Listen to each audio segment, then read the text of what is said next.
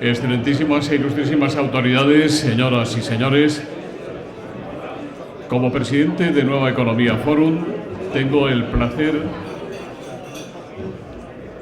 de darles la bienvenida al Forum Europa, la tribuna que organizamos gracias al mecenazgo de Cabify y de Asisa.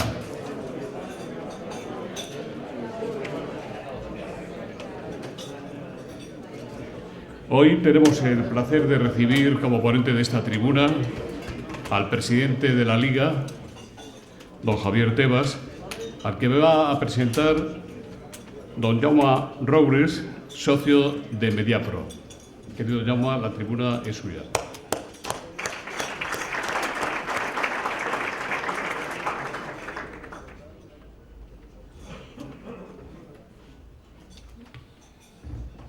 Buenos días. Hoy, aparte de que los aviones continúan funcionando mal, es aquel día que hagas lo que hagas y digas lo que digas, vas a recibir por un lado o por otro. En todo caso, hace ya algún tiempo Javier tuvo la valentía de presentarme en una conferencia de estas y muchas veces cuando leo cosas sobre nosotros dos, que no somos matrimonio, pero mucha gente pone aquello, entre comillas, amigos, y yo rogaría que sacaran las comillas, porque realmente sí, somos amigos desde hace más de... Bueno, no sé si al principio éramos muy amigos, porque como siempre acostumbra hacer, pues también me denunció ante la Comisión Nacional de la Competencia, de eso hace más de 15 años. Pero es cierto que durante todo este tiempo, con épocas muy buenas y con épocas muy duras, hemos compartido objetivos comunes, y el objetivo común principal, que yo creo que cada día se ha hecho más evidente, era el de conseguir que el fútbol español, que la Liga fuese una de las primeras marcas mundiales, una de las primeras estructuras profesionales mundiales y una de las primeras industrias de entretenimiento global. Y yo creo que esto, no solo gracias a nuestro trabajo conjunto y separado, sino al trabajo de muchísima gente y también al gran trabajo que han hecho los directivos de todos los clubes, no solo de los grandes, sino de los 42, cada día está más cerca de ser una realidad. Este era nuestro objetivo común y yo creo que lo continúa siendo. Todo el mundo sabe que, digamos, en determinados aspectos más, bueno, yo diría más políticos que sociales, somos un poco aceite y agua, pero sobre la base del trabajo conjunto y del respeto, que son valores democráticos profundos, pues a pesar de alguna tensión en coyunturas políticas determinadas, hemos continuado trabajando conjuntamente. Bueno, todo el mundo sabe que Javier es una fuerza de la naturaleza, yo creo que no hay otra definición mejor que esa, pero puesta al servicio de su proyecto, del proyecto de fútbol español, que es un proyecto integrador, que al mismo tiempo, digamos, vigila cuáles son los derechos de eso que se llaman los pequeños, los medianos, los grandes, de la primera división, de la segunda división, del fútbol femenino, de otros deportes. No olvidemos que la Liga, bajo su mandato, ha tenido un papel determinante en unas coyunturas económicas muy complicadas para que el deporte profesional y no profesional, pero de otras áreas que no eran el fútbol, tuviesen recursos, no digo suficientes, pero tuviesen recursos para continuar manteniéndose, esperando tiempos mejores, ¿no?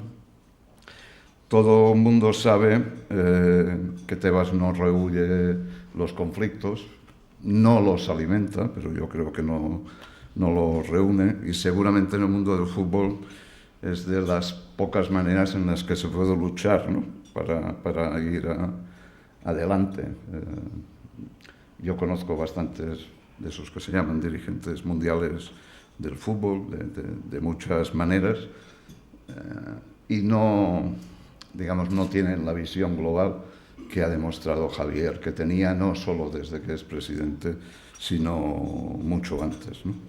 Porque al final se trata de competir en un mundo global con las industrias del entretenimiento. No estamos compitiendo solo contra la Premier, la Bundesliga u otros deportes. Estamos compitiendo en un mundo donde Netflix, Disney, HBO, etcétera, es decir, toda la oferta de ocio no hace más que crecer, desarrollarse, y el fútbol en general y el fútbol español tienen que encontrar ahí su espacio y defenderlo. Y yo creo que esto es precisamente lo que ha estado impulsando Javier desde el primer momento. Por tanto, nadie puede dudar hoy que la Liga, bajo su presidencia, es más limpia, es más fuerte, tiene un reconocimiento, su marca en todo el mundo, que no tenía hace un tiempo. Y eso se debe también a que yo creo que él tiene unos valores que tienen que ver con la lealtad, con la honestidad y con la solidaridad. Y ahí hemos visto la Liga Genuín, hemos visto el papel que se ha dado a la Liga de Promises, que antes no se daba. No sé si se puede decir, pero más o menos es en algunos aspectos conocidos, que han venido de Italia, de Inglaterra, ahora de China, a buscarlo. Yo estoy convencido que él no se va a marchar, porque su proyecto y sus raíces están aquí, ¿no? A pesar de que muchas veces, y esto lo hemos comentado repetidamente, y es una frase que él utiliza mucho, digamos, en el mundo del fútbol a veces piensas que cuando la gente se levanta toma pastillas para mentir, ¿no?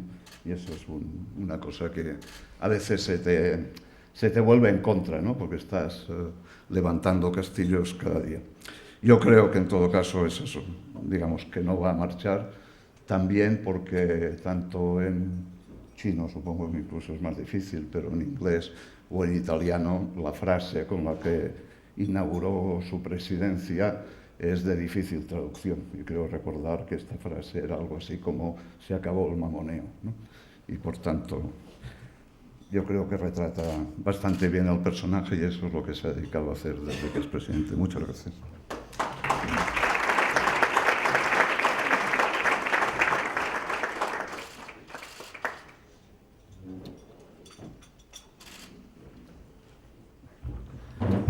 Buenos días. Gracias, Jaume, por tus palabras. Y siempre, Jaume, como él dijo, nos conocimos con denuncias en el entonces Servicio de Defensa de la Competencia y con algunas peleas, pero luego ha sido un socio estratégico fundamental para lo que hoy es la Liga de Fútbol. Gracias a darme la posibilidad de intervenir en la Nueva Economía Forum Europa, ¿no? Para mí es bastante importante, ¿no? Poder intervenir en este tipo de foro, que no es un foro exclusivamente deportivo, ¿no? Es un foro político, educativo, empresarial. Y yo creo que es importante porque en este tipo de foro podemos dirigirnos a personas y transmitir al exterior, a la sociedad, pensamientos, estrategias y retos que está teniendo hoy el fútbol profesional y que está teniendo la Liga como esta institución, que es muy importante entender. Sobre todo, la Liga no es solo esa competición que vemos los fines de semana que lleva la Liga Santander, la Liga 1-2-3, sino la Liga es una institución que gestiona, porque así lo determinó la ley, y que está compuesta por clubes y sociedades anónimas deportivas que ganan su plaza deportiva, pero que todas tienen una importancia económica muy importante y que se toman las decisiones por mayoría, que esto parece muchas veces olvidar. Es muy importante esa naturaleza jurídica que tiene la Liga, este sector económico que es el fútbol profesional, y cómo se toman sus decisiones. Y las toma Javier Tebas lidera, Javier Tebas propone, marca estrategias, pero si no son apoyadas por la mayoría de los que componen esta industria de clubes y empresas, esa estrategia no saldría adelante, ¿no? Y lo lógico es que sean además la mayoría de las clubes y entidades sociedades deportivas que arriesgan en muchos casos su dinero y su patrimonio, muy importante, y cada vez más importante, que arriesgan en esta industria, ¿no? Por eso, gracias al foro para poder permitirme expresar en esta cuestión. Hoy, cuando hace ya más de casi 2 meses establecíamos la fecha, pues yo ya tenía una idea de lo que tenía que hablar, por obligación de lo que ocurre en este mundo del fútbol y de este mundo de la industria, cada día surgen nuevos temas, ¿no? Como cuestión previa, les hemos dejado un informe encima de la mesa, es un informe de Pricewaterhouse. Es un informe respecto a lo que supone la industria del fútbol profesional en España en la economía, ¿no? Lo que suponen estas 42 empresas, clubes que componen nuestras 2 categorías y lo que suponen directa e indirectamente para la industria. Mucha gente a veces no lo sabe. Yo me dedico a explicarlo, utilizo la expresión de evangelizar, porque en mi opinión se trata con muchísima nimiedad, incluso se quieren y se toman decisiones respecto a la industria de una forma sin meditar, sin pensar los efectos que se causan. Esta frase me la oirán 2 o 3 veces de mi exposición. Yo siempre pido al entorno político de este país, yo siempre pido al entorno institucional del mundo del deporte, yo siempre pido al entorno institucional del mundo del fútbol que piensen bien las decisiones que se toman cuando afectan al deporte profesional y en este caso al fútbol profesional. Pero que cuando se piensen, miren los efectos. Porque se están tomando decisiones o se pretenden tomar decisiones que sus efectos son tan perniciosos y tan peligrosos que ponen en peligro la propia industria del fútbol, que genera un 1,37% del PIB, que hemos generado en los últimos 4 años, hemos duplicado en época de crisis. Pues se están tomando y se están pensando en tomar decisiones que afectan claramente. Y no lo dice Javier Tebas, lo dicen nuestros estudios y nuestros informes. Por lo tanto, vuelvo a repetir, que se reflexione y que se presente. Pero evidentemente tengo que dedicar 5 minutos a la operación Oikos. Es una operación reciente, hace 14-15 días, y que pues, ha convulsionado mediáticamente el mundo del fútbol. Cuando ocurren estas cuestiones a nivel mediático y ocurren estos hechos, internamente cualquier institución, empresa o gran compañía de un país lo primero que tiene que pensar qué es lo que ha pasado, si nos ha sorprendido o nos ha sorprendido a los que dirigimos la institución, qué hemos hecho para intentar evitarlo y qué errores han podido cometer que hay que corregir para que en el futuro podamos evitarlo o puedan disminuir, ¿no? Entonces, la primera pregunta es de reflexión que hay que hacer y nos tenemos que hacer de la institución que presido, es, ¿nos ha causado sorpresa la operación Oikos? Pues mi pregunta es no. No. ¿Por qué no nos ha causado sorpresa? Porque nosotros llevamos trabajando en la eliminación de esta lacra en el deporte y en el fútbol desde hace ya más de 9 años. Empezamos en el 2010 y nos costó convencer a la clase política de entonces, pero a Jaime Elisabets, que el secretario de Estado, se le pudo convencer y trabajamos en la modificación del Código Penal. Se introdujo este tipo de delito de corrupción entre particulares. ¿Pero qué pasó? Que vimos con la práctica que no era suficiente para poder llevar el tipo de delito tal como se redactó, no era suficiente para poder habilitar intervenciones telefónicas, colocación de artificios en los coches de las personas, sino que teníamos que ir vía instrucción judicial pidiendo requerimientos, era imposible perseguirlo.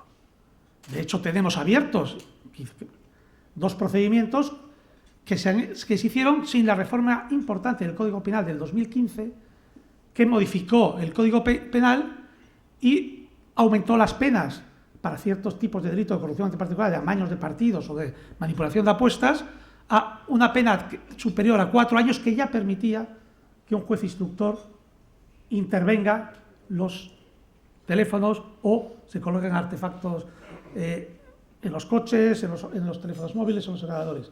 Eso era un elemento esencial para poder perseguir. Eso ha sido en el 2015. Pero con todo, antes de tener sí que hay 2 procedimientos en este mundo que tendré que recordar. Uno es en el mes de septiembre, creo que el 3 de septiembre empieza la vista oral en Valencia del caso Levante Zaragoza, caso que empezó por una denuncia de Javier Tebas Medrano unos días antes de ser presidente de la Liga. El otro es Betis Osasuna, también, que empezó con una denuncia a través del por el presidente de la Liga. Y a partir de que se han podido intervenir los teléfonos, se han podido avanzar muchísimo más en la erradicación de este problema. Tendré que recordar también, por denuncias de la Liga, se realizó el año pasado la Operación Pizarro, que afectó a Segunda División B y Tercera División, donde hubo 40 detenidos. De Segunda B y Tercera División no causó tanto número mediático. Pero también fue por la denuncia del trabajo de nuestra unidad de integridad, dirigida por el exdao de la policía, Florentino Vinabona, que tenemos 8 directores de integridad y 4 expolicías que trabajan exclusivamente para defender la integridad de nuestro producto. Por lo tanto, no estábamos sorprendidos, porque nosotros sabíamos cosas que ocurrían, sabemos que es minoritario, sabemos que es pequeño, pero tenemos que trabajarlo. Desde hace más de 4 años sabíamos que Aranda era un pájaro, que lo ven definir así. Yo recuerdo antes de todo esto que hasta le pusimos un detective 30 días seguidos, pero claro, no se podía intervenir, podías perseguir, no podíamos. Y aquí en esta operación tampoco lo empezamos, porque esta operación OICOS surge, y así dice la primera hoja de la instrucción del procedimiento del atestado de la policía que llevan al juzgado, porque aquí luego comunicativamente aquí todo el mundo se quiere apuntar éxitos. Esto no es para mí. La primera hoja dice claramente: se inicia el procedimiento de investigación a raíz de una denuncia de la policía a la policía realizada por la Liga Nacional de Fútbol Profesional el 29 de mayo. Y ahí empezó la investigación. Entonces esto quiere decir, sorpresa no. Sabíamos que la investigación seguía, sabíamos que se habían cruzado investigaciones del Cuerpo Nacional de Policía con la Guardia Civil y sabíamos que en algún momento tendría que salir. El modus operandi, que es tema de apuestas fundamentalmente, tampoco nos causa sorpresa. Si nosotros durante este año hemos denunciado 8 alertas en el mercado de las apuestas, que muchas veces no son nada, que es un mercado que hay, pero hemos denunciado 8 alertas, es porque estamos y vigilamos. Pues nosotros hemos trabajado y sabemos que no nos causa sorpresa, ¿no? El tema está, a mí lo que más me preocupaba siempre de esto es el mundo de los patrocinadores en general, el mundo que invierte en el sector. Pues igual que hicimos hace unos años, volví a escribir a todos los grandes patrocinadores y proveedores españoles, sobre todo a los americanos, que son los que más les preocupan, que lo que ha salido por una denuncia de la Liga. Lo que se ha investigado ha sido, como dijo la nota de la Dirección General de la Policía, recordaré la nota que saca a los 3 días de producirse ya las detenciones, gracias a la colaboración de la Liga y de la Dirección General del Juego. Hemos colaborado durante este periodo de más de un año de investigaciones con la Dirección General de la Policía en la investigación, porque teníamos que eliminar esta lacra. O este punto, porque seguro que puede surgir otro. Pero siempre cuando hablo de esto me dicen, ¡jo!, ¿cuánto daño le hace al fútbol? Pues yo lo veo al revés. Sí que hace un daño, pero la balanza se me inclina a que hemos limpiado. Aquí una parte pequeña que hace daño la hemos eliminado. Esto pues, cuando si tienes una enfermedad, no, es que me hace daño, pues vete al médico a que te cure. No, es que no voy, pues esto hay que curarla. Y si la curas, has hecho bien a tu cuerpo, pues esto es lo mismo. Por lo tanto, estás triste, sobre todo por el mundo mediático, que de verdad he visto demasiada fake news, muchas, no sé, si hiciéramos un listado de partidos, jugadores, directivos que he leído en todos los periódicos que han sido afectados, creo que alguno ha pinchado, pero estamos ante la carrera de la noticia, de la primicia. Yo en estos días no os desvelaré a los periodistas, ¿no? Pero ha sido la carrera a ver quién tenía parte del sumario. Pero tú lo tienes, me lo puedes enviar, tú no lo tienes. Tengo que exagerar, si no tengo 40 WhatsApp pidiéndome el sumario, no tengo ninguno. Si no tengo 70 preguntas preguntándome si esto es verdad, si está en el sumario, no tengo ninguno. Y no tenía el sumario, yo. eso, que es así, que esto es ley de vida, de medio de comunicación, pero que también deberíamos hacer una reflexión desde los medios de comunicación si esa carrera es buena para la propia industria. Hay que informar, y es verdad. Y esto no hay que esconderlo, porque es bueno que se sepa, pero hay que informar de la verdad y de lo que se sabe de verdad. No de lo que se me dice de oído, pero me tengo que adelantar al vecino porque mi noticia tiene que ser la primera que tiene que aparecer en los medios de comunicación. ¿Y qué es lo que tenemos que cambiar? Porque, evidentemente, para mí, a pesar que llevamos un año trabajando y veo ya la botella medio llena, es un error. Esto es como si un Estado, pues, oye, se sigue robando. Pues, oye, ¿qué habrá que hacer desde la institución que dijimos, la Liga, para intentar evitar, ¿no? Nosotros hacemos, al año, este año, hemos hecho casi 3.000 cursos de formación en los equipos de las primeras plantillas de los jugadores. Hemos hecho cursos de formación en el fútbol base del fútbol profesional español. Yo creo que tenemos que seguir trabajando este aspecto. Lo que he podido notar todavía es lo que cuando fui elegido presidente dije que existía en el mundo del fútbol profesional, en los jugadores, una cierta omertá. Se elimina bastante, pero sigue haciendo una cierta omertá. Porque estas cuestiones, si desde el vestuario se cortan desde el primer momento, no continuarían. O si el compañero denuncia al compañero porque sabe que puede estar, no ocurriría. Nosotros ya hemos puesto todos los métodos. Control de las apuestas, formación, estamos encima todo el día, tenemos partidos, llevamos gente de integridad especializada para vigilar y hemos pillado alguna cosa de vez en cuando, pero nos falta el convencer que el que hace eso está haciendo daño a sus compañeros del fútbol también. Y seguro que reduciríamos nunca a cero este riesgo que hay. Y trabajaremos, y habrá que trabajar con el sindicato, con la Federación Española de Fútbol, en este tema de intentar reducir la omertá.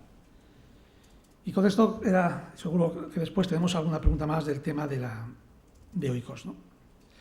Bueno, vuelvo al tema económico, vuelvo al tema del 1,35% del PIB, de un sector como es la industria del fútbol que genera más de 150.000 puestos de trabajo, y lo tienen en el informe, no me voy a extender sobre ellos. ¿Qué retos tenemos a corto y medio plazo? O casi todos son a corto y medio plazo, que están haciendo, en mi opinión, peligrar la industria del fútbol. A veces me tildan con esto de catastrofista. No, mi obligación como presidente es estudiar, ver lo que pasa y con los datos y los informes que tenemos decir lo que pienso. Si es catastrofista, será catastrofista; si es optimista, será optimista.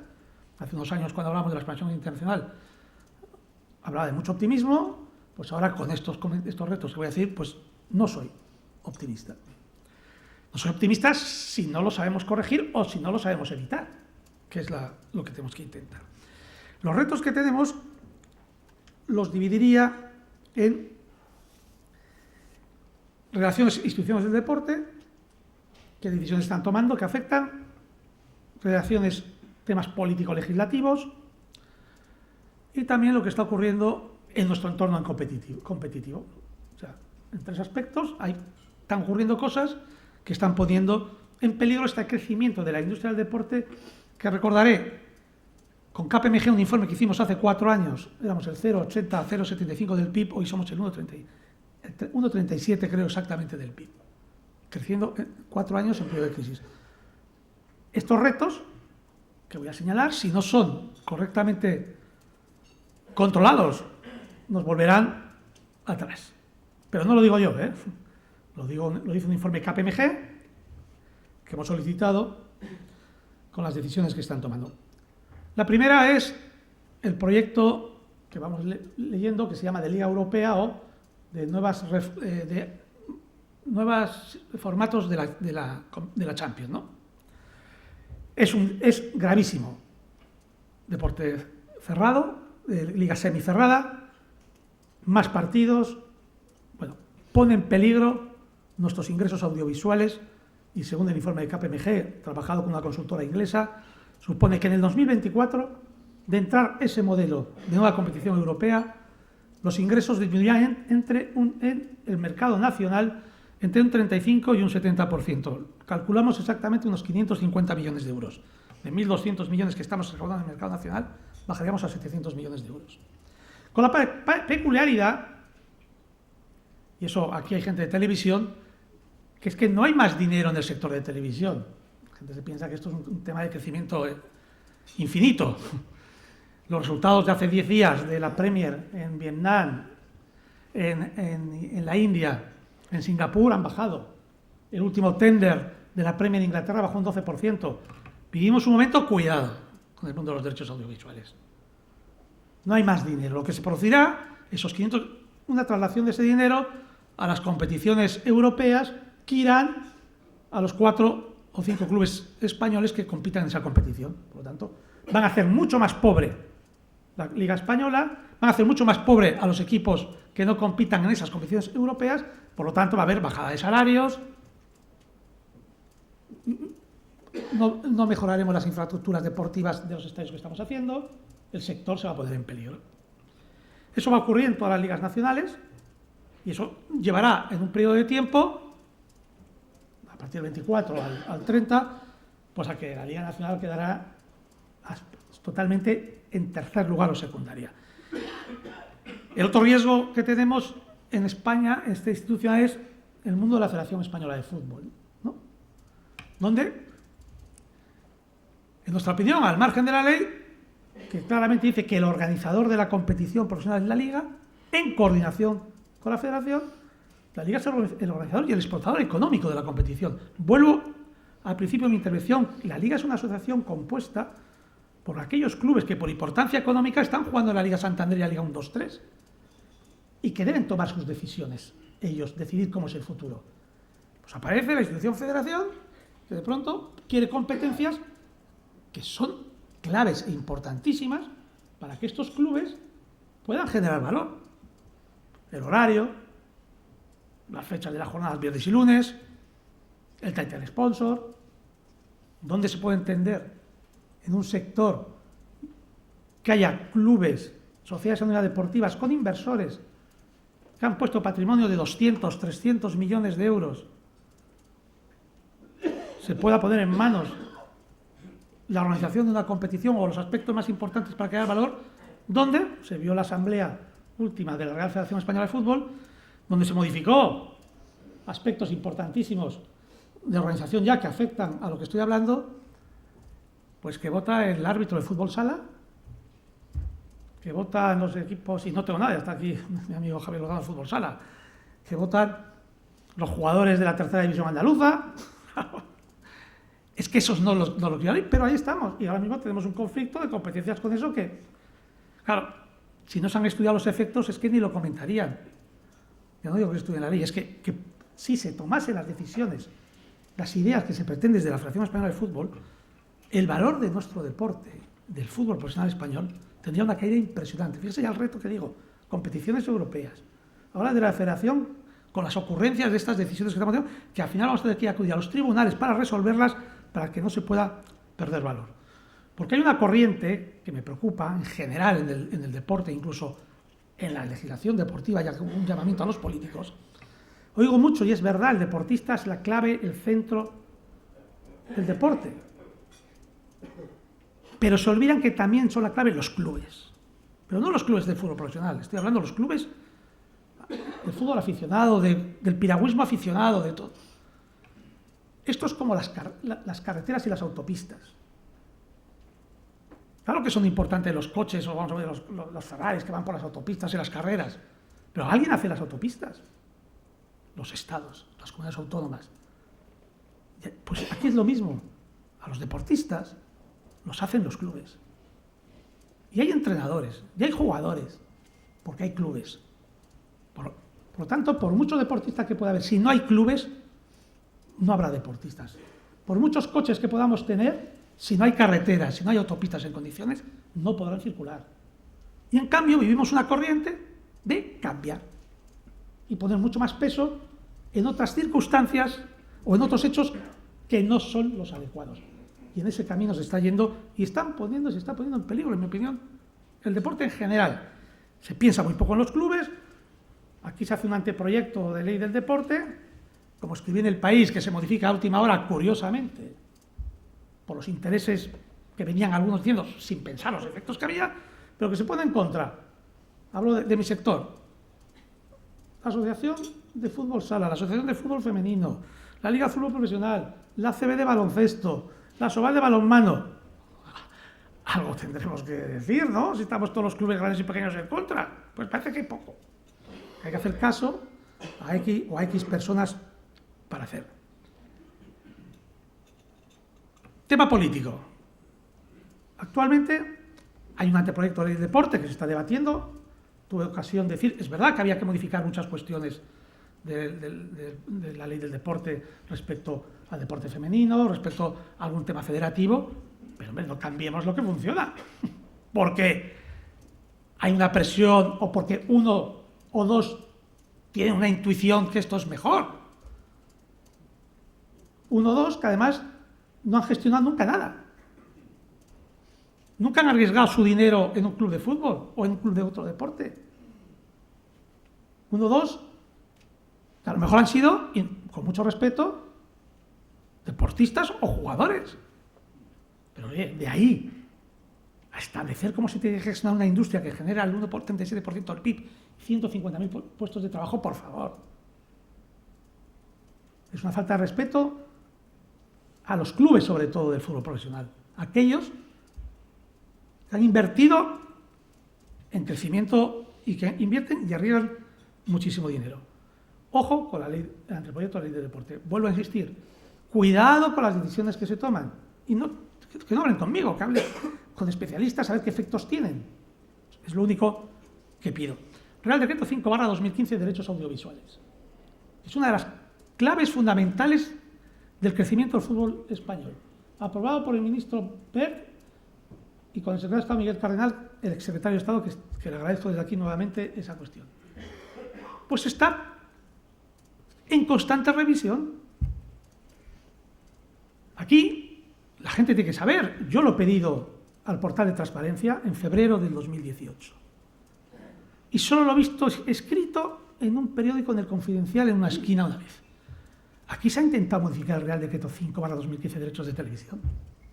Aquí el anterior gobierno, el de Mariano Rajoy y vicepresidenta Soraya Sáenz de Santamaría, han intentado modificar el Real Decreto a espaldas de la gente, a espaldas de los actores. Y yo he pedido al portal de transparencia los motivos y por qué se quiso modificar, porque se redactó la modificación.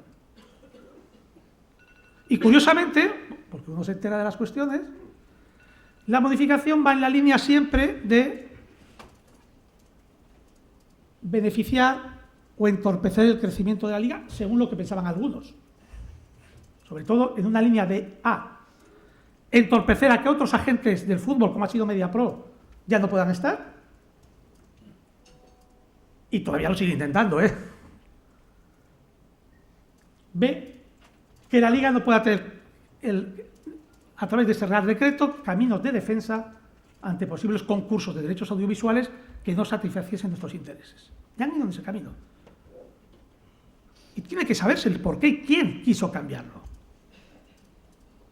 Porque, y en esto en general, cada vez esto se parece más en el mundo del ámbito del deporte profesional y del fútbol a la película de Berlanga de la escopeta nacional. Ustedes se acuerdan, ¿no?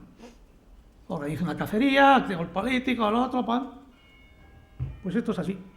Por desgracia para este país, eso que se explicaba en la película de Berlanga existe en el fútbol, sobre todo profesional. Existe. Ya no es el campo de cacería, son otros lugares. Y yo quiero saber quién quiso modificar en la época, aunque yo lo sé, yo lo sé, pero lo debe saber la sociedad. Por eso he pedido al portal de transparencia, que ya va con retraso, no me han contestado. Y es en la época, no del gobierno actual, del anterior, del gobierno anterior. Por favor, escuchen, oigan al sector, no hagan estas cuestiones tan de oro. Y por último, el otro riesgo es, a nivel internacional, el ámbito de política fiscal, ¿no? Venimos diciendo, hemos presentado los informes del anterior gobierno y el actual, que España es el peor país tratado fiscalmente para el deportista profesional y en este caso para el futbolista profesional. Y somos partidarios que tienen que pagarse muchos impuestos, y pagamos muchos impuestos. Hace unos años aquí no pagaba nadie el fútbol, pero hoy pagamos muchísimos, no debemos nada al Estado español, que era la deuda concursal, pero generamos, el informe lo dice directamente, solo los clubes, los 42 clubes, más de 1.300 millones de euros, la industria generamos más de 4.100 millones de euros en impuestos. Hagamos políticas fiscales que seamos competitivas. Nosotros somos el sector de exportación más importante neto de este país. Cuando dice la gente, ¿pero cómo es posible eso? Cuando sectores, un producto fabricado en España, nosotros fabricamos, nuestras fábricas, son los domingos y los sábados cuando jugamos también y los viernes, pero fabricamos esos, me voy a referir a la Liga Santander, esos 10 partidos son 10 fábricas que hacemos un producto, un bien y un servicio que lo exportamos a todo el mundo y lo exportamos a través de un satélite. No necesitamos ni barcos, ni aviones, ni trenes, ni coches, ni camiones. A través de un satélite lo subimos y lo distribuimos a todo el mundo. Y traemos casi 1.000 millones de euros. Si suma los patrocinios internacionales, 1.300 millones de euros. Y nos cuesta 35 o 40 millones. ¿Qué sector en este país económico? Automoción, fruta, pescado, neto, por ejercicio, fabricado en España, trae 1.000 millones de euros. Ninguno. Y en cambio aquí nos tratan como el glamour todavía. Pues fíjense, en Italia, el día 29 de junio, entra en vigor una normativa fiscal para jugadores no residentes que va a convertir al fútbol italiano nuevamente en competidor a nivel de la Liga Española, de la Premier y de la Bundesliga. Un jugador, y lo voy a poner en números, que vaya a Italia a partir del 29 de junio, que gane 1 millón de euros, pagará de impuestos 45.000 euros si vive en el sur de Italia, porque han vivido norte y sur. En España ese mismo jugador paga 450.000, y pongo la media del tipo IRPF autonómico, porque hay algunos que pagarán más, o sea, por 1 millón de euros, estamos hablando de un sector, 10 veces menos de impuestos. Y si es en el norte, será 150.000 en Italia con 450.000. Y esto entra en vigor el 29 de junio, dentro de 10 días. De hecho, no sé si le ha extrañado, el Atalanta ya ha comprado un jugador importante al Valencia y veremos más cosas. Y en este verano habrá algo, pero se irá viendo poco a poco. No podemos competir así. Si queremos mantener, tanto nos gusta decir la marca España, este sector competitivo, o nos sentamos a hablar de políticas fiscales que nos hagan competitivos con el resto de nuestra competencia de Europa, porque esto es global, o acabaremos siendo la mejor liga de España, seguro, porque no hay otra. Pero perderemos esa capacidad de exportación que hay. Y con esto quería terminar. Estos son los retos y espero que en este corto medio plazo podamos superarlos, porque si no, igual la próxima vez que me invites aquí al foro de Nueva Economía, tengo que hablar cómo estamos cerrando algunos aspectos en países en nuestra competición. Nada más. Muchas gracias.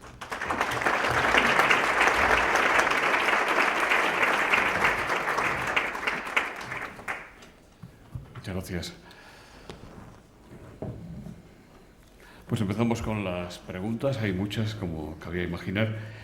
Noemí San Juan, de Aragón Televisión, dice: tras el levantamiento parcial del secreto de sumario del caso Oikos, ¿en qué situación se encuentra la Sociedad Deportiva Huesca? ¿Confía usted en que el club quedará finalmente exento de responsabilidad? Mire, se habló el secreto de sumario el lunes, hoy estamos a miércoles. Hay más de 1000 folios, hay efectos jurídicos. No voy a dar la opinión de lo que pueda pasar, no lo sé. Es que además es un tema de los medios de comunicación. A veces, tema de los amaños o la presentación de resultados se piensa que es como aquellas películas de la policía, ya hablo de Los Ángeles de Charlie, o estas que en una hora se iniciaba todo. Pues aquí se piensa que en una hora o en 2 días ya vamos a tener a los que hemos pillado, condenados o descendidos. No, es imposible. Aquí sí que hay que destacar una postura muy loable que por primera vez la ha hecho la Federación Española de Fútbol, que es la suspensión cautelar de un jugador, Íñigo López, sin tener que esperar a la resolución final del tema penal. Yo creo que es un tema, primera vez que se hace y bastante importante, pero bueno, yo no voy a valorar todavía, porque no está fácil, primero, pero sí lo que puedo decir que estamos más centrados en un tema de apuestas, de amaños, de un cabecilla que se llama Aranda, que tanto el club habrá circunstancias que irá saliendo, y luego otra segunda que hay que advertir. No solo que haya todavía parcialmente secreto el sumario, esto es el inicio de otro periodo de investigación, esto va a durar más tiempo de investigación.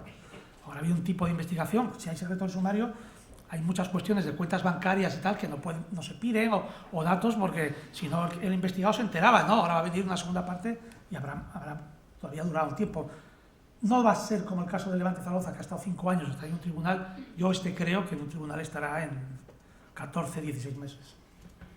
Lorenzo Álvarez dice: ¿puede usted presidir la Liga teniendo enfrente al Madrid y al Barça y al propio presidente de la Federación de Fútbol? ¿Cuáles son sus bazas para mantener el pulso? ¿Todos los demás clubes están con usted? Bueno, yo creo que el presidir teniendo pues enfrente, el Barça a veces en contra, otras veces a favor, el Madrid desde hace unos años pues no participando mucho de las políticas de la Liga, el tema de la Federación, antes también estaba Villar. Yo ya lo dije cuando llegué, bueno, lo ha dicho Jaume la palabra, se acabó el mamoneo, yo sigo con ello siempre.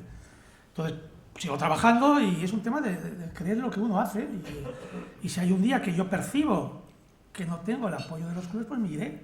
Pero lo que no puedes es cambiar una industria tan importante por lo que piense un gran club o un pequeño club o por lo que presente la federación, sino si tú crees la idea, que la has estudiado, porque lo que sí yo tengo que decir, el otro día me decían, no, es que siempre hablas con superioridad. No, yo lo único que hago es trabajar y estudiarme las cosas, es lo que hago. Y procuro que cuando doy una información de televisión y digo, hacia este rumbo vamos, es porque me la he estudiado. Seguir así, nada más. De verdad que a mí no me importa que el de enfrente sea el Madrid, la Federación, sino que el de enfrente tenga un concepto de lo que queremos del fútbol profesional diferente del que creo que tenemos que tener en la Liga, y que normalmente explico a los clubes en muchas reuniones que tenemos, de asambleas, por teléfono, procuro mantener un contacto muy diario con los clubes y explicarles hacia dónde vamos, ¿no?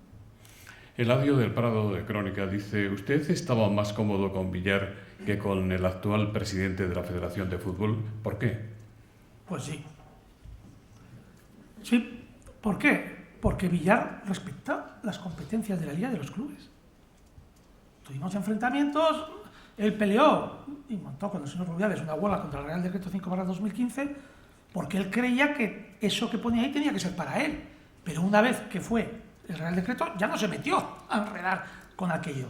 Y con la ley del deporte en los años anteriores, pues, que yo recuerde, yo era vicepresidente, no tenía carácter ejecutivo, 3 o 4 convenios negociamos con la Federación, respetó lo que dice la ley del deporte, respetó lo que dice el Real Decreto de Federaciones Deportivas y respetó pues, la idea básica de cómo se tiene que entender la Liga y la Federación. La Liga es la organizadora en coordinación para temas arbitrales y sobre todo arbitrales y de disciplina deportiva con la Federación. Ahora no se respeta eso. Rogelio Torre dice: ha sido puesto en libertad sin cargos Platini, detenido por sospechas de corrupción en la adjudicación del Mundial 2022 en Qatar. ¿Qué valoración hace usted de esta situación? Aunque haya sido puesto en libertad Platini, ¿no siguen existiendo tantas dudas sobre el proceso de adjudicación del Mundial como para que se suspenda o se revise esa concesión? Hablaría como aficionado más bien de todo lo que leo en los medios de comunicación, ¿no? Todo resultó extraño de ese proceso, ¿no? Sobre todo yo lo único que he vivido de ahí de extraño, y ahí cada uno saque sus conclusiones, fue que el proceso se adjudicó, el Mundial de Qatar, con unas fechas que eran en junio y julio. Esa fue la adjudicación que se hizo en su día el Comité Ejecutivo de la FIFA. Luego se dieron cuenta a los 2 años que no se podía jugar en julio y agosto, pero a los 2 años después se dan cuenta, que es cuando modifican las fechas y nos llevan a noviembre y a diciembre, ¿no? Ya todo aquello era de aurora boreal, ¿no? Desde aquel momento, sin entrar en la valoración si fue elegido por tema de corrupción o no tengo datos, pero bueno, si no recuerdo mal, de todos del Comité Ejecutivo de FIFA que eligió el Mundial, creo que 11 están en la cárcel. O sea, de los que lo eligieron, no lo sé si sería eso, pero no por el Mundial de Qatar, o sea, tampoco es que fuesen gente muy limpia, ¿no? Pero solo con el hecho que las condiciones por las que se adjudicó el Mundial de Qatar se tuvieron que modificar 2 años después, cambiando las fechas y los horarios y rompiéndonos las ligas nacionales de Europa, que nos van a hacer un agujero económico importante en el 2022, porque rompen la liga, vamos a estar 2 meses parados, ya se tenía que haber modificado. Yo por lo menos eso, y lo dije ya en la FIFA en su momento, ¿no? Amparo Toledo le pregunta si incumple las normas de fair play financiero el hecho de que clubes como el Madrid y el Barcelona estén haciendo fichajes supermillonarios sin antes vender jugadores para generar ingresos que compensen esas importantes inversiones. No, las normas por lo menos de fair play financiero de España, que son previas, tienen unas fechas y ellos las conocen perfectamente y ellos saben su estrategia, ¿no? Y los números que se les van a pedir. Nosotros no tenemos que decirle a ningún club, ni Fútbol Barcelona ni Real Madrid, oye, tú tienes que vender primero para... No, bueno, ellos saben que... hay que pensar que muchas veces, y sobre todo estos 2 clubes, se dicen tantas cosas en los periódicos de los jugadores que compran, venden, firman, que luego si hiciésemos una estadística, vamos a ver quién ha acertado. Es que, de verdad, algunos se tendría que poner colorado, porque han dicho no sé cuántos jugadores que luego no son. Ellos saben perfectamente, y yo... ahora y antes, y lo saben hacer perfectamente, y no tengo la menor duda que van a cumplirlo, porque muchas operaciones las tendrán ya cerradas y no saben la mitad, y muchas de las que están contando no son verdad. O sea, yo no veo ningún problema. Francisco Parrilla dice: Movistar Plus ha arrebatado a sus amigos de Mediapro los derechos de transmisión de los partidos de la Liga. Además de las económicas, ¿qué otras razones cree usted que están detrás? ¿Cuál es el futuro que aguarda, en su opinión, a Mediapro en cuanto a las transmisiones deportivas? Bueno, el que yo tenga relación de amistad con Jaume, con la compañía, hay que diferenciarlo, ¿no? Esa es la primera cuestión. Respecto a Mediapro, bueno, pues mira, a mí me preocupa que Mediapro pues haya sido adjudicataria de los derechos del fútbol profesional francés. Por unas cantidades muy importantes, más que en España. Me preocupa que Mediapro esté a punto de cerrar un acuerdo o vaya en una línea con la Serie A italiana. Tan malos no deben ser, ¿no? O no los estaremos expulsando de España con tanta... que si el proceso por un lado, que si está regado por la Liga, que si somos amigos, hermanos, que tanto se ha vendido durante los últimos años. Me preocupa que ya estén en China trabajando muy bien y que ya estén también peleando o viéndose a ver qué hacen con los derechos de la Liga CSL China. En cambio, en España los estigmaticen, ¿no? Como, Mediapro, no, esto no.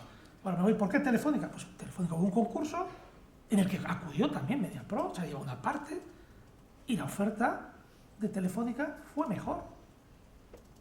Y nada más, aquí, y sido mejor, y estamos muy contentos trabajando como estamos trabajando con Movistar Plus, en este caso, y en cosas pues novedosas, porque también tienen ideas imaginativas que hay que llevar y nada más. Pero lo que me preocupa en nuestro entorno, cuando he dicho lo otro, es que nosotros hemos crecido en un entorno de un mercado competitivo. La existencia de Mediapro ha generado competencia. Y lo digo en mi intervención, me preocupa que se hayan querido modificar los reales decretos para que Mediapro no pueda estar. Y espero un día que conozcamos el informe que se hizo. ¿Por qué? Porque en aquellos lugares donde no hay competencia y nosotros vendemos en 80 países del mundo, nuestros derechos sufren. Fíjense si sufren, que en Inglaterra, que British Telecom y Sky están medio de acuerdo, cuando los 2 grandes competidores de un país por los derechos están medio de acuerdo, la premia es un 12%, y a nosotros nos ofrecieron un 300% menos. Cuando hay competencia, el valor del producto vale. Y eso es lo que me preocupa, que Mediapro esté trasladándose a otros países, porque esa es opinión mía, de esto no lo he hablado nunca con Jaume, con Tacho, pero se sienten en España como, que si ahora se inventa que no puede concursar por este puritanismo de la Federación de la Copa del Rey. Bueno, se han vuelto ahora tan puritanos que igual no puede traer ni uno a la Federación. Y se les está buscando echando, y no puede ser. Y eso, la gente no se da cuenta del daño que se causa. Señor Rouras, ¿quiere usted decir algo por alusiones o porque le apetezca decirlo? No, hoy es el día de Javier, no. Juan Ramón Montero dice qué actuaciones puede llevar a cabo la Liga con las casas de apuestas para impedir el amaño de los encuentros. Vamos a ver, nosotros con las casas de apuestas tenemos muchísimos protocolos. El primero que hacemos nosotros es que nosotros tenemos una herramienta que monitoriza todo el mercado de apuestas legal del mundo. Una herramienta propia de la Liga, hecha in-house y trabajada in-house. Y nosotros, no solo de nuestro deporte, también vemos de otros deportes, monitorizamos cuando se produce una oscilación dentro de unos parámetros y podemos detectar si ha habido o no, o puede haber un indicio de manipulación de ese evento deportivo, porque no solo son los amaños, sino los cortes, otras circunstancias, ¿no? Y en eso tenemos acuerdos con las casas de apuestas, las que están en España, para suministrarles información, y ellos, sobre todo, la que coordina todo ese tipo de información es la Dirección General del Juego también, ¿no?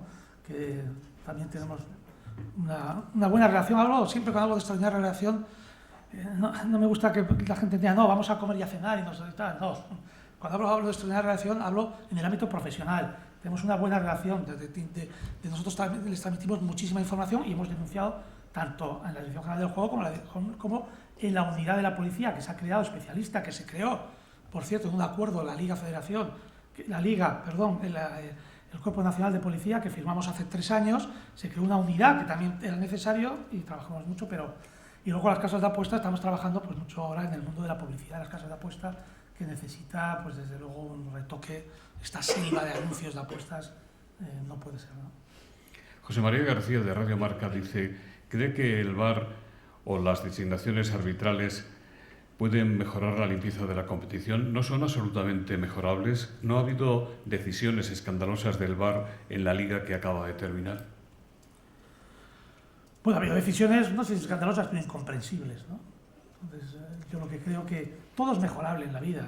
Nunca nos podemos conformar, decir que no, es que el VAR está funcionando perfectamente, pues sería equivocarnos, ¿no? Yo valoré recientemente el VAR, pues el de 10, un 7, ¿no? Pero yo creo que una institución que imparte justicia como es el VAR y el mundo arbitral, la valoración tiene que ser siempre un 10, un 9 como mínimo, no un 7, ¿no? Hay que mejorarlo muchísimo y yo creo que se produjo también un antes y un después del famoso caso Vinicius, aquella falta que veníamos, en mi opinión, trabajando muy bien como tenía que ser, y de pronto, bueno, ya aquí un presidente puede llamar a los 20 minutos al presidente de la federación quejándose del árbitro que está pitando del VAR. Se rompió un statu quo que para mí era clave, y a partir de ese momento, pues no, todo era súper revisable, todo había que revisar 18 veces. Bueno, vamos a ver si se puede retomar, porque creo que es un instrumento muy bueno para el deporte español, para el fútbol español, pero a mí me ha preocupado pues la desazón que ha habido en muchos presidentes en algunos partidos, con cierta razón, ¿no? Marta Pastor, directora de Ellas Pueden, de Radio Nacional de España, dice, usted ha calificado de absurdo la creación de una liga femenina dentro de la Real Federación Española de Fútbol. ¿Nos puede explicar por qué exactamente? ¿Es verdad que usted ha dado órdenes a los clubes para que no asistieran a las reuniones que organiza la Federación sobre este tema? Lucía María Delgado dice, ¿cuál cree que será el futuro del fútbol femenino español si los grandes clubes no están interesados, salvo alguna excepción? Empiezo por lo primero, es rigurosamente falso. Yo defendí el día que presentamos la Asociación de Clubes hace 3 años en la Liga, Asociación de Clubes en la Liga, siempre dijimos que el fútbol femenino está en manos de la Federación, ni la Liga lo ha querido. Lo que hemos hecho ha sido ayudar a aportar nuestro conocimiento, como hacemos con otros deportes, para que el fútbol femenino crezca. Y creo que no ha ido mal lo que hemos aportado en conocimientos, pero siempre de la Federación. Lo que a mí me duele es que a la Asociación de Clubes se le quiera ningunear. O sea, ya lo he dicho antes, los clubes es lo más importante que existe, en mi opinión, en el mundo del deporte, para que salgan deportistas y se puedan ver las competiciones. Y ahora lo único que se pretende, en mi opinión, de la Federación, es ningunear a la Asociación de Clubes de Fútbol Femenino, que para mi opinión ha trabajado muy bien durante estos 3 años, para quedar todo pues en ese cortijo de siempre de gente, burócratas, que no han sido nunca dirigentes de un club de fútbol, que nunca han sufrido lo que es dirigir un club de fútbol. Aquí veo al presidente de la Asociación de Fútbol Femenino, que es del Transportes Alcaide de Zaragoza, que lleva no sé si 26 años en el fútbol femenino, y bueno, pues parece ser que sabe menos que lo que sabe el presidente de la Federación Cántabra de Fútbol, ¿no? que ahí sale el fútbol femenino porque su mujer hacía algo de fútbol femenino, pero ya no quiero decir, o el de la Navarra otro, no puede ser, es que es incoherente. ¿Futuro del fútbol femenino? Bien, va a crecer, pero cuidado. Podría crecer a mucha más velocidad si se contase con los clubes de fútbol, con su patrimonio, porque ellos tienen que gestionarse, esa es la forma de crecer, como ha hecho el fútbol profesional. Eso es muy importante, pero si no se cuenta, si se piensa que todo esto se puede hacer en el ámbito solamente federativo, sin los clubes de fútbol, acabará fracasando, porque los clubes de fútbol más hoy necesitan ellos autogestionarse ciertos aspectos de la competición, no toda la competición, y no se les está dejando. Sería una buena idea que Televisión Española, por ejemplo, y quizás otras televisiones que no tengan los derechos de la Liga para la transmisión de partidos, difundiera estos partidos como un mecanismo de promoción. Si es de fútbol femenino. Sí, los de fútbol femenino. Bueno, hoy el fútbol femenino, como lo extiende a otros deportes, porque veo presidente de otras federaciones, lo que necesita son ventanas de exposición. Está clarísimo, para que un deporte crezca en un momento, y no por el hecho de buscar patrocinadores, sino para que crezca en seguimiento, en seguidores, necesita ventanas de exposición, 1, 2, calidad en lo que se retransmite, que eso se olvida muchas veces. Prefiero no tener ventanas de exposición si no hay calidad en lo que se retransmite, ¿no? Porque puede ser contraproducente. Pues sí que sería interesante. De hecho, nosotros en el balonmano, que llevamos un año colaborando y trabajando con la Sobal, lo que hemos buscado, al salir, ellos estaban en el mundo Movistar, nosotros lo que hemos buscado, pues que parte de la Liga Sobal vayan abierto, y lo hemos conseguido. Un partido va en Gol a nivel nacional y otros van en partidos autonómicos de las televisiones autonómicas afectadas, y otra parte va en OTT. Por lo tanto, está haciendo más exposición. Luego hay que trabajar la retransmisión, y lo mismo se está haciendo con el fútbol sala y lo mismo se está haciendo con la Liga LEB. Ese es depende del deporte, el fútbol femenino, ese es el modelo que se debe buscar, exposición, no solo Televisión Española de Deporte. Yo creo que el mundo de la televisión autonómica aquí tiene un buen producto que está dando buenos números, que se debe poner en televisiones autonómicas, complementar con algo nacional y después OTT. Eso sí, calidad de lo que se retransmite. Y si hay que invertir para dar calidad, hay que invertir. Esto lo saben los clubes de fútbol femenino, que ya querían cobrar el primer año. Digo, para. Esto no se trata de... tú no llegarás a cobrar hasta que no tengas una calidad en retransmisión y una exposición suficiente. Ahora lo han conseguido, pero es un trabajo de 3 o 4 años. Pues ahora seguir haciéndolo, porque seguirán creciendo. Le preguntan si considera que en los vestuarios también existe una omertá con el dopaje. Yo es que creo que, me puedo equivocar, pero que no tenemos ese problema en el fútbol profesional. Será muy puntual y no lo tenemos.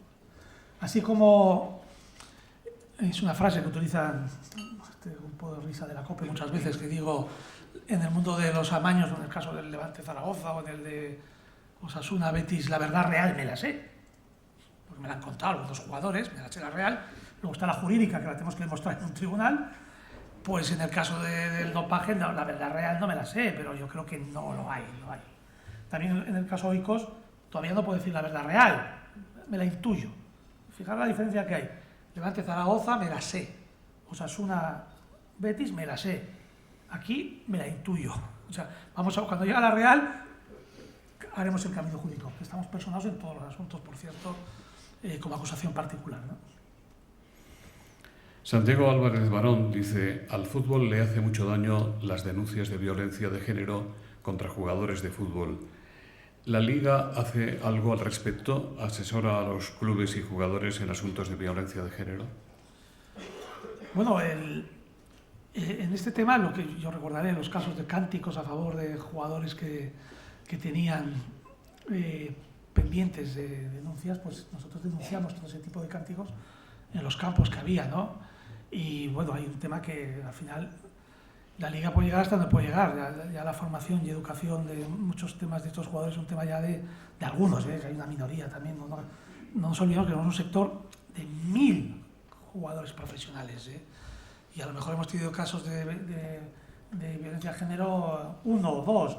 Yo no sé en el porcentaje de la sociedad si será el mismo, estamos por encima o por debajo, ¿no? Pero nosotros, desde luego, todo lo que sea que se fomente, ¿no?, desde una grada o desde un club, nosotros lo denunciamos y automáticamente actuamos, ¿no? Pero más la educación, porque esto es un tema también de educación, de valores, es difícil que lleguemos a ese extremo, pero me lo voy a apuntar ese tema. Sí, hombre, si viésemos que fuese un problema muy generalizado, ¿no? Filippo Maria Ricci, de Gaceta dello Sport, dice: ¿confía en la derrota del modelo Super Champions? Sí, si no estaría trabajando. Mire, si yo no confiase como presidente de la Liga que vamos a derrotar ese modelo, ya habría dejado de ser presidente de la Liga. Porque yo no voy a ser presidente de la Liga con un modelo que sé que va a llevar a la catástrofe al fútbol español. Me dedicaría, anunciaría mi salida, pongo una metáfora, amortajaría al muerto y me iría. No, porque ni me merecería lo que me pagan, ni creería en el proyecto, y yo no tendría la cara de ver a muchos inversores de fútbol, Peter Lim del Valencia, Fernando Rox del Villarreal, que han puesto millones de euros, y decirles: señores, hemos aprobado, o hemos conseguido, se ha aprobado un tema que lo suyo que valía 200 vale ahora 50. Pero espere que en el 2030 va a valer 20. No tendría la cara, por lo tanto, si yo viese que no lo puedo vencerlo, habría dimitido. Y como no he dimitido, es que creo que lo vamos a ganar. Entonces, a Filippo, que lo conozco bien, el día que dimita, piensa que vamos a perder, entonces. Irene Aguiar dice: el pasado lunes afirmó usted que volvería a intentar el partido fuera de España la próxima temporada. ¿Qué ha cambiado para que piense que puede tener éxito en ello tras no lograrlo en esta? No, porque vamos a ver, es que la verdad que son tantos líos que a veces uno no se acuerda cómo están. Voy a explicarlo. Nosotros pusimos una demanda general en el juzgado mercantil sobre el abuso de posición dominante de la Federación. El hecho de jugar el Girona-Barcelona en Miami era una medida cautelar que teníamos dentro de ese procedimiento. Medida cautelar que se retiró unos días antes de la vista porque el Fútbol Club Barcelona nos dijo que no quería enfrentarse a las instituciones y las retiramos. Pero la demanda general sigue, incluso en este mes de junio, si no me corrigen de la seguridad legal, es la audiencia previa de la vista del juicio. Nosotros vamos a seguir intentándolo, y si dentro del procedimiento tenemos que poner otra medida cautelar para intentar que ese partido se juegue, la pondremos. La última pregunta la hace Juan Cuesta. ¿La actual progresión de salarios y traspasos de las estrellas no ponen en peligro la sostenibilidad del negocio? Lo que pone aquí en el mundo de la subida de salarios y aumento de traspasos, hay que diferenciar cuando viene como consecuencia del dinero generado por las propias organizaciones. Es decir, si suben los salarios porque hemos mejorado nuestros ingresos audiovisuales, si suben los salarios porque hemos mejorado nuestros patrocinios, esa inflación es buena, no pone en peligro ninguna sostenibilidad. La que pone en peligro la sostenibilidad, en este caso en Europa y en el fútbol europeo, son los clubes Estado, porque están generando una inflación de salario artificial que no genera el propio negocio.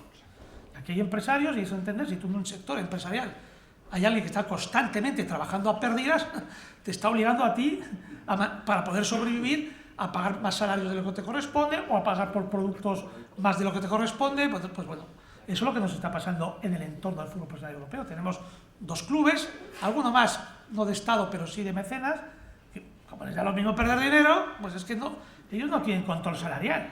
Oye, si esto vale 100, abro el gas, le digo que me lo financia Qatar Airways o Turismo de no sé dónde, y ya está. Claro, suben los salarios, pues el Real Madrid, el Barcelona, el Milan o la Juventus, para poder quedarse los jugadores, les suben artificialmente el salario. Porque si la subida de salario viene como consecuencia de una subida global de los derechos audiovisuales, es una subida correcta, orgánica, eso no pone en peligro, y eso nos dedicamos en la Liga Española. En la UEFA debería también, pero no lo hace, a controlar esa sostenibilidad. Pues esa es la que me preocupa, y por eso yo soy muy duro con el tema de los clubes de Estado, porque el gran problema y el origen de este formato nuevo de Champions lo tienen los clubes de Estado. Porque los grandes clubes de Europa, que quieren competir para que no se les lleven los jugadores, dicen: pues creen que es un problema de formato, se equivocan. No, pues hagamos un formato que vamos a ingresar más y podremos pelear contra el PSG y el Manchester City, resulta que en ese formato los meten también, venga, entonces no solucionan nada. O sea, entonces, si el crecimiento de salarial, eso es como consecuencia de un crecimiento orgánico de las competiciones, porque vendemos mejor los derechos audiovisuales y todo, no es preocupante para la sostenibilidad. El que es preocupante es el que actualmente tenemos, que es, de hecho, la subida importante que hizo con la salida de Neymar del Fútbol Club Barcelona, se ha mantenido en valores de traspasos de más de 100 millones de euros de jugadores cuando no ha habido ese crecimiento en muchos de los países para que se haya ido a ese nivel de traspaso de jugadores.